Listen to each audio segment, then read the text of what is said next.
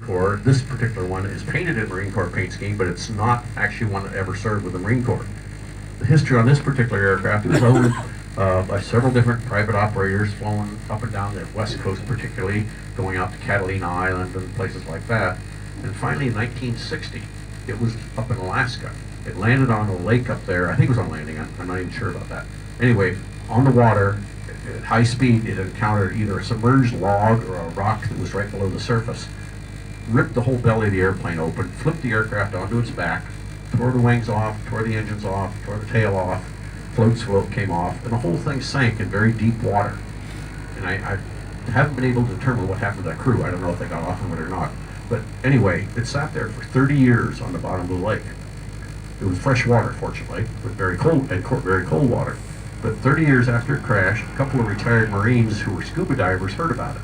So they dove on the wreckage and said, well, yeah, it's really torn up, but it's not corroded. You know, the water's not corroding it at all. So they put together a fundraising effort, managed to float all that wreckage, put it on a barge, brought it down the coast of California, the whole west coast of the United States and Canada, to Southern California, shipped it over to our museum here, and our restoration people reassembled everything and sent it out here. Of course, it'll never fly again, but none of our airplanes are really maintained in flyable condition anyway. They're all here just as display airplanes. So it's a great accomplishment to restore the airplane that well. And our restoration facility, by the way, is that big building off to our left. We have B-52 in there right now having a paint touch-up on it. One of the other B-52s we painted probably 2 years ago now. $50,000 worth of paint cuttings. And on the right, the TWA Constellation is a L-49 Constellation, one of the earlier models of the Connie. This particular one was ordered by TWA. Howard Hughes was president of the airline at that time. He was actually the pilot that went and picked this up from Lockheed and flew it back to TWA's headquarters.